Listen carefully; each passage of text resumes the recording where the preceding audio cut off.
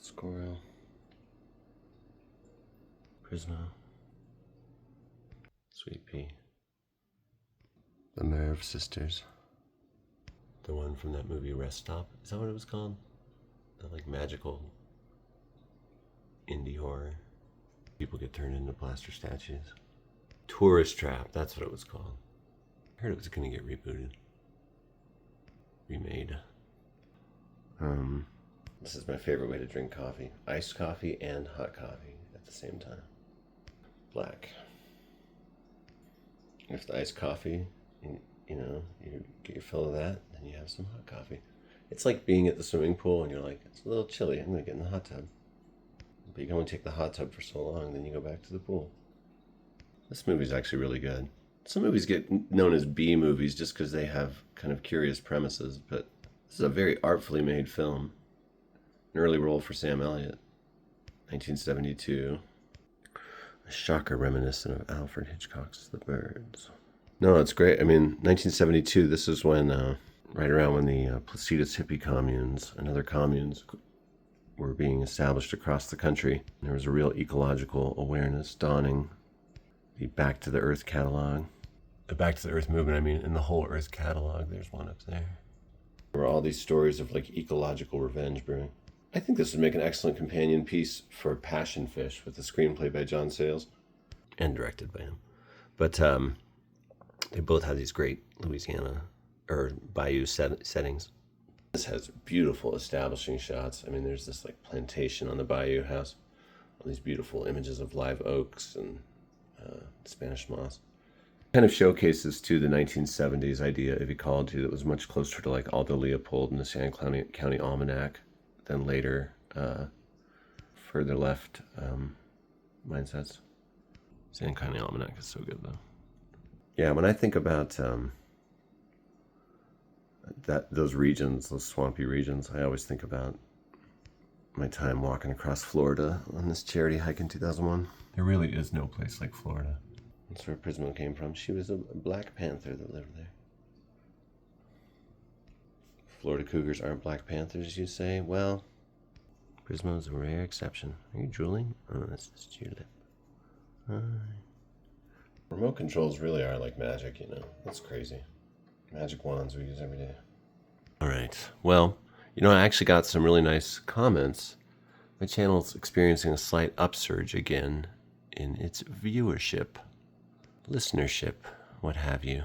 I'm just going to keep letting my freak flag fly, and maybe it'll be a slow build. Maybe it'll be years. Maybe it'll never take off because this sort of a lo-fi thing's not a great idea. But one comment I did receive that I thought was great was, this channel is great because it's the opposite of AI slop, And someone said, only channels with videos with views under 1,000 really talk like regular human beings anymore. And I do kind of get that. Once you start getting up into those big numbers, it's all like and subscribe, and this and that. And the ones that make me cringe are where like no one can talk about adult subjects anymore without saying corn or unalive. Even right here, I was like, oh shoot, if I say those words, will I get my channel demonetized now? It hasn't been monetized, so that'll be easy too. I think I need a different plan for this channel. Here's one. Can I have the room, Sweet Pea? That's not. I have all these books about hypnosis. I'm intrigued. But I was thinking I'd learn some of these tricks and then like code things into these videos so that people will just like send me boxes of money randomly. The real magician tells you what they're gonna do. Sweet Pea looks so beautiful in the sunlight. Look at her. Legend.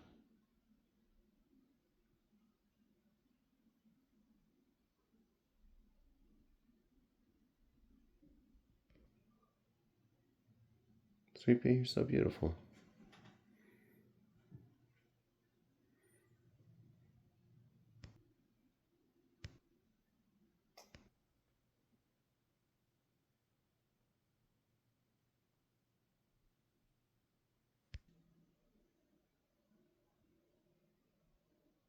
All right, Squirrel, should we do this last notebooks video or two so that we can get that stuff off the coffee table where you like to flop? Okay. It's true. Squirrel loves to just sprawl out on this coffee table. Prismo was really watching that Frogs movie. Some of those animal scenes totally had her interest. Yeah, don't forget about that week. Good week to read this one.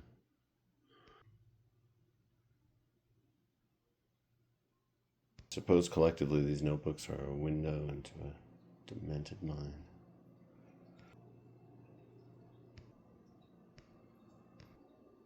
What if these weren't my kids? Oh man, people would be rewatching all these videos with a very different mindset. This guy's a psycho. He's obsessed with some random family. He's like Robin Williams in 1 Hour Photo.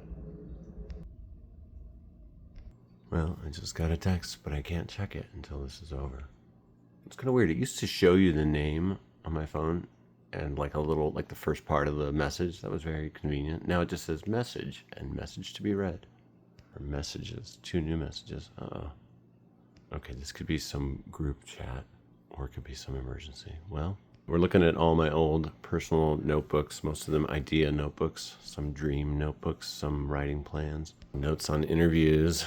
Honestly, it's a pretty cool assortment of stuff, but it has to be like squinted at through my old janky handwriting. It hasn't gotten any better, but still.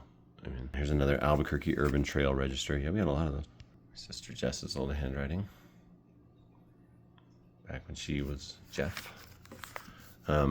This is totally blank. I'm just going to put this one in my art drawer. Here's another Albuquerque Urban Trail Register. Again, that was a long distance trail my sibling and I tried to create in the early 2000s that wound through all parts of Albuquerque and was blazed with turquoise blazes painted, vertical swaths of paint on light poles and sidewalks. It was to start at the volcanoes on the west side of town, at the highest tip of the highest volcano, and end at Sandia Peak on the other side of town, winding 200 miles along various north-south streets mostly, across Albuquerque, like a long zigzag, like a sound wave, starting out flat and then getting real wild, going up and down, and then, yeah. But it was all using streets, and I wrote an essay, a book-length essay, in June of 2020 that kind of used that trail as its framework. So it's at least written down somewhere. What was crazy is when I was putting that together, I found some of our old turquoise blazes that were still on some bus stops on the west side. Crazy. Yeah, that's why that didn't work, the illegal painting thing. We invented these special jars that had paintbrush handles stuck through the lids, and we filled them with turquoise paint. I had clothes and bags with turquoise paint on them for years after that. Unfortunately, the city just kept painting over them as soon as we put them up, so it was kind of futile. And we realized the form this should probably take is a guidebook with digital waypoints, It's like the idea of like an urban walking trail, but it really is kind of numbing to be around traffic a lot. But interesting and illuminating. You see a lot of things. Like if I ever watch that movie, The Astronaut Farmer, I think about the cafe that's in there. Not a great movie, but cool idea. Kind of movie, I don't know, something doesn't work. But that cafe was a spot that was one of our West Side bases for a little while. Oh, this is for when I was working for Control P Publishing and having to watch all these, this is only 2 or 3 years old. I was having to watch all these county meetings and so on. Sandoval County, I was like a Sandoval County infrastructure expert for a little while there. And it kind of mellowed me out on some of my more anti-government sentiments. I was just like, sheesh, it takes so much work to just have like the basic infrastructure of a road that's not washed out, What's that? Quotes from this meeting. That's crazy. Well, okay. Really, I should write like descriptive things on these covers as I put them away. Help future me out. But sucks to be you, future me. Oh, what's it say? Once around, reinsert cryptobiotic. Oh, so there was some passage about cryptobiotic soil, and I was making a note to myself. Put that part back in that you cut out. Cryptobiotic soil is this amazing, like, living soil that's all over the Colorado Plateau in the west. Oh, man. My first home as a married person. Wow, I didn't even know what that address was anymore. That's crazy. I had wondered about that, actually, when I wrote about that time. Oh, and look, this is when I was trying out a pseudonym for a while, Mick America. Ha ha ha. Man, no one's ever respected any of my attempts at branding myself. None of them have worked. I had to end up with my specific full name, with my dumb, boring last name and first name. I mean, I guess I could be Michael Farrell. I've thought about that one. It's kind of interesting. And Smith, I don't know, having a simplistic last name to counterpoint whatever can be good, as I've tried to explain to my kids. And Once Around, that was my book I was going to write about my canoe trip. Well, I did write it. It just never got published. And then I abridged it into a chapter of my current book. And now it's called The Silence Underneath the Rain-Dawn Bridge. But, this is like, because I have a little bit of backstory about my relationship to the book Into the Wild and the figure of Chris McCandless. I was part of the first wave of people that was really inspired by him. I made 2 trips to the bus. There's one. There's 2. That's Stampede Road, which leads to the Stampede Trail where the bus is on. Ain't much of a trail. It's seriously like beaver dams and swamp and some rutted track. Yeah, maybe I'm too surrounded by my own past. Maybe I need to be like that old lady in Dandelion Wine. The old lady in Dandelion Wine that's like, gets convinced by neighbor kids that she had never been young. She burns all the things from her past and accepts that she's always been who she is, an old lady. And the squirrel comes out of nowhere in a twist ending. Karate's all the kids. And then Prismo takes the old lady to a special cult deprogramming camp. Yeah, the cool thing about being insane is just anything can be about whatever, right? Pretty sure that happened. Okay, this is how much of a kindred spirit David Shields and I are. I did not know of the existence of Reality Hunger Manifesto. I bet it didn't exist yet when I wrote this. What year is this? Oh, I still think that'd be a good band name. The Harmony Arm from Early American Utopian Delusion. Yeah, that's been on my band name shortlist for a long time. Love this book. Grew up with this book. Used to just reread this book over and over. Utopian Charles Fourier declared man must continue to evolve and grow a tail. If you got yourself right, you would help humanity evolve to have this special tail that it was destined to have, called the Harmony Arm. Let's do the time warp again. And check this out. Look at this. I have a book about that obscure group, the Harmonists, and about their construction. This is like some small monograph level stuff. Neat. So this was Pocket Notebook 12, definitely early 2000s, living in Las Cruces. Oh yeah, but check this out. Related idea. An original book composed entirely of already published famous writings, chopped and rearranged to form a new story. Think a band like the Avalanches, but all in writing. That's like before I heard of, when was Reality Hunger Manifesto published? I gotta find that out. But it's just how I think, I guess. My opening of my book is an all epigrams chapter, 60 quotes arranged to, poetically, like to be poetic. And to really explore all the themes of the book that's coming up. Pocket Notebook 13. 79 cents. Ugh, here's a dark idea. After seeing that a friend of theirs who killed him or herself has been helping miracles happen in their lives, a group of friends form a suicide league of people who kill themselves and then help others on the other side. Matching up soulmates, pointing to treasure, lining up jobs, homes, beliefs. What? Of course, they are labeled a suicide cult, but we know better. The league gains recruits and even ends up helping their fiercest critics. Band name. Fight scenes from motion pictures. Okay, and the real West is the Southwest, and the real Southwest is the Four Corners States. It's fighting words. The idea of every place you've ever been becoming one, like in dreams, seeing an Albuquerque band bumper sticker in Boston, Walmartizing of everywhere. Maybe it's not just me. Maybe I'm just noticing the globalization on a personal level as a reflection of my dream world, the bringing together of TV and internet, etc. The wrinkly back of the man's bald head looked as if his brain was exposed. Making morbid plans. Later in life, a book about all the dead people I know, 1 chapter per person, all intertwining. An autobiography in this form? No need to make it fictional, past self. I do plan to do a follow-up to the book I've been working on forever, where it'll be about people all mentioned in my book. Not dead necessarily. Like 1 per chapter of my book, and I'll write a short, like, little piece about their life, like 5,000 words a person. I'll be just mentioned in each one, because I know them. So I'll be the through line through the book. It'll be a weird sort of oblique autobiography. But how cool would that be? All these profiles of interesting people. Kind of wild through line. Oh, this is from the amazing coffee shop I worked at in Boston, 1369. I was there for like 6 months, and I made some of the greatest friends and met some of the best people of my life, people I still keep in touch with. Others I wish I still did.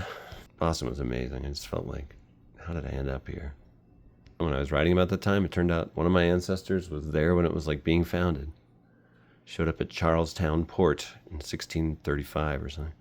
Life really is a big pattern story. It's all there. 22. Taylor Swift wrote a whole album about this notebook. I don't know, at least this one. Wilco, November 27th, SLC. I didn't go to that. 22nd with Calexico. But yeah, I was a real big Wilco fan back then. But the Wilco I loved was a band that had Jay Bennett in it. Maybe one album past that. It's really crazy how in the band Uncle Tupelo, Jeff Tweedy was fired by Jay Farrar. And he starts his own band with a guy named Jay, and he fires him. Both times I think it was an unjust firing. Because Jay Bennett really added a lot to Wilco. It became Jeff Tweedy and studio musicians after that is what it felt like to me. He's a talented guy with interesting ideas, etc. But I loved that crazy balance. Summer Teeth is so good. Being There is so good. Amnesiac Memoir continued. Look at this relic of another life. Tithing October 3rd. Mormons giving 10% of their income to their church. Cats examine an object when it's moved as if it's an entirely new thing. Context changes things. This is like, oh, this is rooted in this dream I had back then that I still remember. My cat Andalusia would always sleep right next to my head. She was a really eccentric cat. Described as fractious, we bottle fed her and raised her from a tiny little eyes closed kitten found in an abandoned house. Anyway, one night it was like her and I switched bodies or something, and I had her dreams, or her dreams spilled over into mine. It felt like that when I woke up. It was crazy. Because I dreamt that I was this cat in that apartment that I was in Las Cruces. I was aware of all the things that were alive in a different way than I was of all the things that weren't alive. But some of the things I knew in this mindset, in that dream, were only sometimes alive. And they were all the things that like would occasionally get moved to play with the cat, like couch cushions and stuff. Sometimes that's alive. Sometimes that cat toy's alive. Ever since that dream, I've always felt like I kind of know what it's like. It was entirely from my own mind. Good job, mind. You directed a compelling, believable version. Glorious Thing, November 1st, 2004. Writing so long and so intently that when I eventually realized how hungry I was, I almost crawled to the kitchen, clutching my stomach in pain. Haha. Now I just call that Tuesday. I don't know if I want to read this one, but it's like this whole sad... Oh, man. I think sometimes when I'm not filming, I think I'm filming. Shoot. Lyrics. She said, every good life is a struggle, but what she meant was my life is hard. It's not too bad. Crazy. I never turned this into a kid's book. I never finished it. Family of Tumbleweeds. Do you have a tag deers? I wanted to, do the story like set in the New West. But that was my older kids' favorite bedtime story, was this family of tumbleweeds traveling across the West. I told them the tumbleweed family stories all the time. And then I wrote most of it up into a book and was a couple chapters away from finishing it when my first marriage ended. I lost a lot of writing on that computer that I never got access to again. Oh man, look at that binding. That's awesome. That's so cool. Here's the second one. This one's definitely from the hike across the country, which means it has like great little observations and stuff from that time. Imagine living next door to a primal scream therapy group. What would you think? What would it sound like? How would the neighbors take it? No, I must have been reading Closing Time from Joseph Heller at this time. Clever trick of Jay Heller's The Milo Minder Binder Wing, the wing of the museum, and the super secret warplane, and the double. Learn from Heller. What? So many notes on this novel I never finished. But that did give me the form for the book I'm working on today. 4. I think this might be from the hike too. Because Greg, my old friends, coworkers, housemates, Cammy. Oh man, this was so like right after 9/11.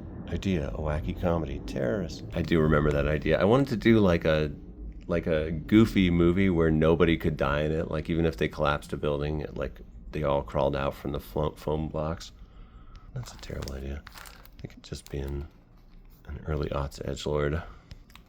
That said, there was recently a 24th anniversary 9/11 thing at the school I was working at, and I'm like, 3.5 million people have been estimated to have been killed in response to 9/11, which not quite 3,000 died. How angry do we have to be about stuff still? Great dog name, Avalanche. All right, what else we got in here? Too many, sorry. Oh, wow, I lived in Austria as a kid. I wonder where the sticker came from. I wonder if that had been, I think I took it off of something like an old backpack and put it on here. Make offer. Notebook 28, yoga in the park. Eat 5 a day. There's that joke about an American and a British person talking. And the American's like, how do you Brits stay fit? And the British person's like, oh, eat you 5 a day. And the American's like, you only eat 5 meals a day? Let's see what's in here. Well, I did write a version of this, and no one liked it. I think I wrote it as a 100-word bit of microfiction. That was the only version, probably. No, maybe I wrote a longer version for a subsequent writing group. Idea, story. A man searches a mountainside for the crashed plane where his girlfriend or wife died, hoping to plant a seed there in her memory. The story is a single long sentence. Seed Sipkin. And the period at the end represents the seed. The tension the character feels looking for the site. The reader feels waiting for the end of the sentence. Maybe someone else sows seeds everywhere, wildflowers represented by commas. And maybe the reason for the one character's extra commas could be that he's out of breath, panting. I never had that in the story I told my kids, but that's funny. Tumbleweed Kids book. They have a friend, a huge chopped down pine tree that rolls along with them. Oh, that's unrealistic. I still remember characters from those Tumbleweed stories. My favorite was this horse that thought he was a cat. And when one of the Tumbleweeds first meet them, he's trapped in all these tunnels that are underneath this old mining town. I'm going to rewrite the Tumbleweed story someday. I still see that story very clearly in my mind. I have this great connection to my older brother, who's a published fantasy author. Hobart Sky. He wrote all these books and more. Crazy. He's so prolific. Good and imaginative. I love the Pillage books. Those are my favorite for him. Yeah, make offer. That still stands. Bidding starts at $200 if anyone wants this one. It's the only one for sale. Sometimes it's fun to just put random offers out like that into the internet. You never know. 11.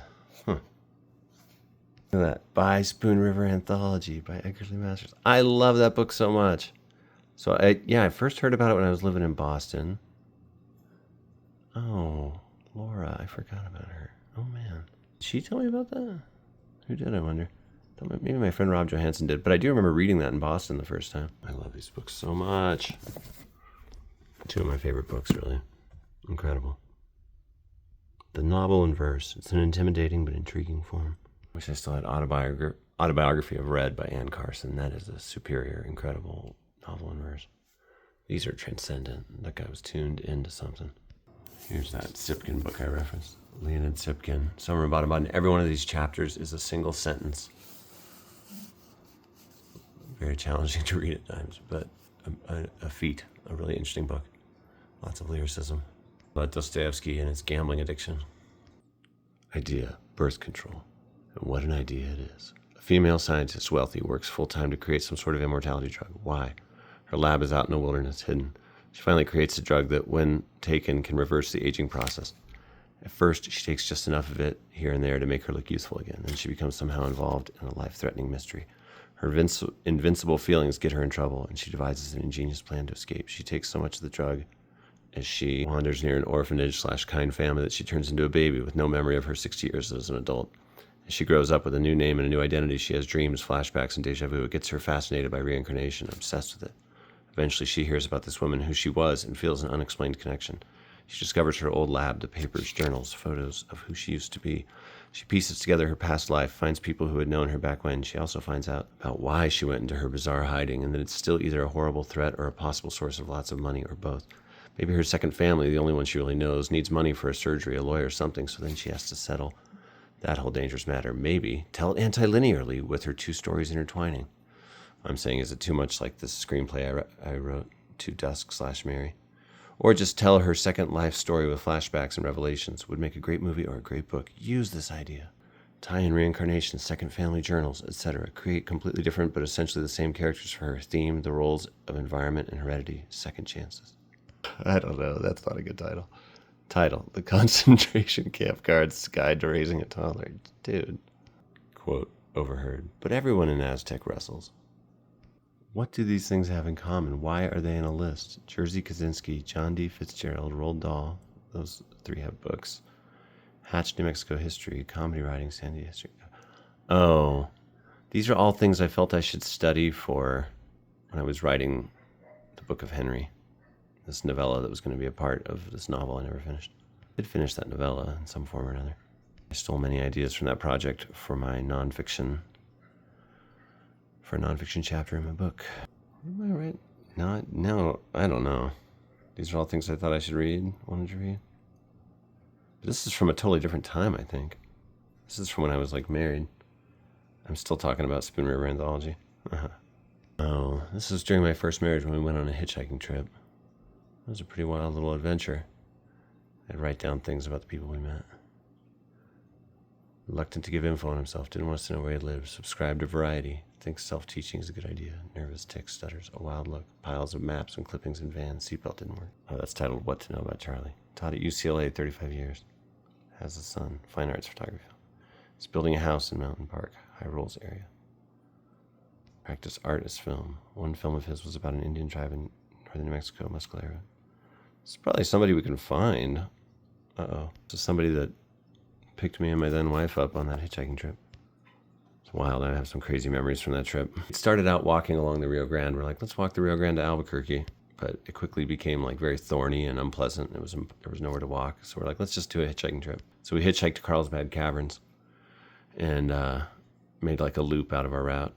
We rode in this horse trailer through the Guadalupe Mountains, and most of the boards of the floor were missing, and it was just terrifying watching the road underneath us as we rattled up and down these mountain roads with a crazy storm going on outside. Snowstorm.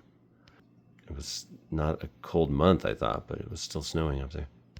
We found someone's camera from their trip on that, and it was all just haunting, peopleless images from driving across the West. Stupidly, I sent those images to Found Magazine without making copies for myself, and it never got published. Maybe it did. The Loneliest Road Trip? It might have been in something. No, I actually think should have been. A lot of finds in the book Found too. It only has one idea in it. It's kind of about time paradoxes. I don't know about this one. Story starts with a description of the formation of the Earth, leads up to humanity, to one human in particular, a human who invents time travel, or at least uses it. He uses it to go back in time and murder his ancestors. Something else that suggests an infinite loop. Then somehow something from the man, perhaps his body, floats in space and the Earth forms around it. A story that's a series of infinite, impossible loops. Maybe man in distant future travels back in time to murder his great times 12 grandfather before he can murder this grandfather. Can travel back in time to murder his ancestors. A series of never-ending impossible loops, cycles, all to cultivate a brain-hurting feeling that will be mirrored thematically. That's it in that one. Don't even know when that was from. Mid-idea, TBH. 33. The loop. Ken Tinklebaugh. Look for his family in the Higgins Census. She taught school there. Oh, wow. Sabino, New Mexico. Notes on final reading. Oh, this might have been on someone else's piece of writing. Well, because I don't know who's alive in this story or not, I'm not going to show this page. But it's someone I interviewed identifying a killer from a murder in the 1940s. Telling me where he lived then. But maybe I should have done a follow-up on that in some way, but... Sometimes you just hear stuff as an interviewer and you're like, I guess I'll file that away. I heard about an atomic bomb testing that's not documented anywhere, and I still wonder, like, could that have been? Could there have been another test in New Mexico in Crown Point? This person I interviewed said there was, and I have all her photos. I think she might have misremembered the place. Maybe a dangerous notebook. Let's put that one away. To be flashing on YouTube. Oh, here's the first one. I definitely started this on the hike. Oh, that book, another book was originally going to be called Cults and Dogs. That's so dumb. Thy Neighbor was another thought. That's a better title. That's what you should have called it. Oh yeah, I was always writing down place names and names from graves for potential characters. People we met's names. Larchmont. Willimantic, Connecticut. City of Frogs and Spools of Thread. My friend Christine, who later moved there. Walked through on the hike. There was a big frog massacre in that town. In Puritan days, they thought demons of hell were coming to get them, and so they fired their guns into the woods a whole bunch, and the next morning there were so many dead frogs. Dive bar name? Radillac. That's a great dive bar name. I should write fiction. Or that's something I actually saw somewhere. Oh yeah, well that's directly taken from reality. We did see this creepy house with all these dolls facing outward out one window. Yeah, I have never been able to find who that whistling French guitarist was that Jody was so into. Who was that? It's an interesting story note. Everyone is in a love, lust, desire triangle. How are people affected by being at the corners or in the middle of the big triangle? Feeling the pressure? Feeling the stretch. Well, early notes for that Henry C. MacArthur Book of Henry story. You know, looking at these notebooks makes me think someday I'll go back and do that novel, you know. Like, I hope I have some chapters in my life where I can write in leisure like Philip Roth could, where he had like a writing office. Much of my life is worried about money and working, of course. The Doesn't have to stay that way. Okay, we've looked at all these across 3 videos now, but there's still some more. I guess this will be a 4-video thing. What do y'all think? I don't know. Is there any point to anything? You know, this is a great time to shout out for our sponsor, Walking into the Sea. Patton Oswalt has this great joke about if you took all the pictures from this one bad casino gig he played that were framed in people's homes all around, and put them all together and it will form the key of time. It does make me laugh. But it makes me think here, I do feel like I'm like unlocking some old inner weird other part of myself. It makes me think about all the different people you are in a lifetime, you know? I forget more than you'll ever know, as Bob Dylan said. But really, that's everybody. Especially Prismo. This is a section, every time I see it, I just want to read it all. I love sci-fi. Though I do have kind of a literary bent, you know? I want to be part of a literature. I relate very much to Philip K. Dick, who read both sci-fi stuff and like literary things. To Chris, who hosts the Liminal Spaces YouTube channel. All right. Talk about your own weird notebooks, folks. Do we have an active comment section, maybe? What sorts of things have you written down? If any of you ever heard any of my ideas and you're like, can I please write something based on that? If you were serious, I'd be like, go for it. As long as it's not something, I don't know. We should talk. That picture fell down last night, but it has been restored. I had this channel for 9 months. It's crazy.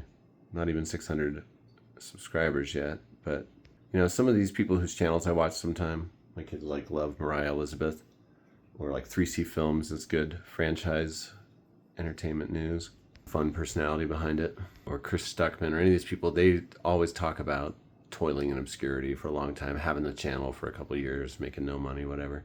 And maybe that's not why I'm even doing this. Maybe it, you know, it'll just be a cool weird artifact that goes on for a long time. Maybe I should just start each of these videos with Dear Diary. To myself, Prisma, that's what I'm saying.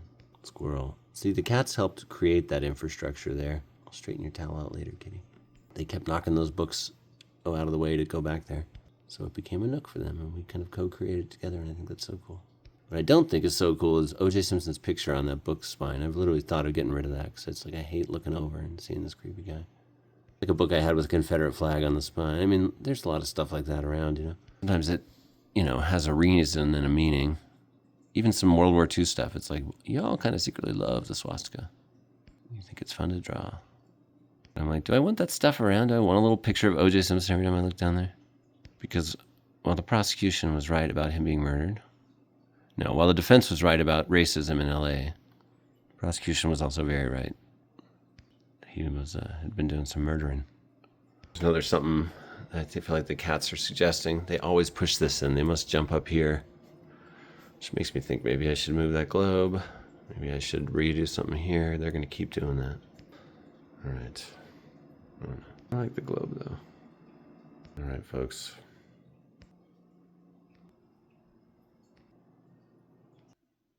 All right. Well, you know.